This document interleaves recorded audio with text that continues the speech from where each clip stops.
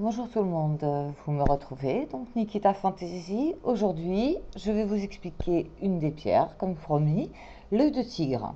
C'est ma pierre favorite, donc elle se présente sous plusieurs formes. Vous avez ici donc les chips. Vous avez aussi sous forme de perles rondes, que je travaille bien souvent en bracelet, notamment les chambalas, ce que je vous expliquerai plus tard. Vous l'avez en pierre roulée et en petites pierres roulées de différentes tailles.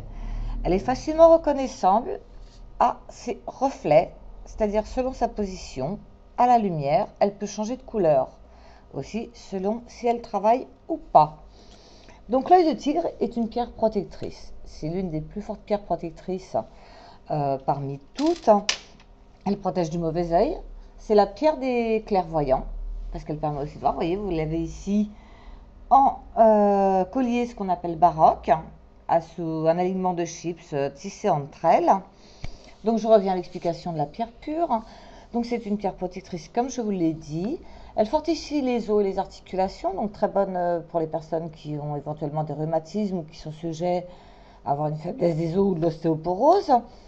Elle apaise l'asthme et l'essoufflement. C'est la pierre du plexus solaire, c'est-à-dire du thorax.